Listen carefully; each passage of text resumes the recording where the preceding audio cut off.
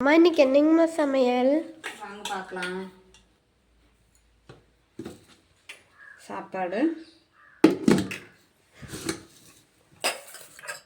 உருளைக்கிழங்கு பொரியல்,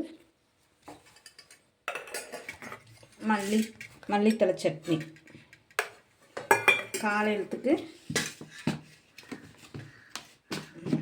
இட்லி, டிஃபனுக்கு வந்து பாப்பாவுக்கு மல்லித்தழை சட்னி போட்டு பரட்டி சாப்பாடு. ஒரு நிமிஷம். நல்லாயிருக்கும். இப்படி பரட்டி கொடுத்து விட்டாலும் ஒன்றும் ஆகாது. மத்தியானம் 12:30 மணிக்கெல்லாம் 12:15 சாப்பிட ஆரம்பிச்சிருவாங்கல்ல. டிஃபனுக்கு எல்லாம் நினச்சிக்குவாங்க என்னடா குழம்பு போட்டு பரட்டி கொடுக்குறாங்க, சட்னி போட்டு பரட்டி கொடுக்குறாங்கன்னு. ஆனால் நல்லாயிருக்கும். அவங்களுக்கு சாப்பிட்றதுக்கு எல்லாம் உப்பு காரமெல்லாம் பிடிச்சி சாப்பிட்றதுக்கு நல்லா தான் இருக்கும். மத்தியானத்துக்கு சின்னதுலேருந்து இப்படியே தான் கொடுத்து விட்றதுனால பிணைஞ்சு சாப்பிட்றதுக்கு லேட் ஆகும். அதனால இப்படி தான் கொடுத்து விட்றது. அது அப்படியே பழக்கமாயிடுச்சு. பாப்பாவுக்கு 2 இட்லி போதுமா? இன்னொன்று வைக்கிட்டா பாப்பா? 2 இட்லி போதுமா? ஒன்று வைக்கிற சாப்பிடு.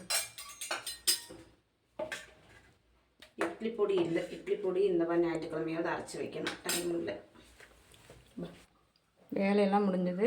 இட்லி பாத்திரமும் இந்த சாப்பாடு பரட்டின பாத்திரம் மட்டும் கழுகாமல் இருக்குது. மிச்ச பாத்திரம்லாம் கழுவி தான் வச்சுருக்கிறேன். மணி எவ்வளோ ஆகுதுன்னா மணி 7:45 ஆயிடுச்சு. எனக்கு டிஃபனுக்கு எடுத்து வச்சுருக்கிறேன். இன்றைக்கி இட்லி மட்டும்தான் எடுத்து வச்சுருக்கிறேன். மத்தியானம் வீட்டுக்கு வந்துடுவேன். பாப்பா எப்படி இருக்குது?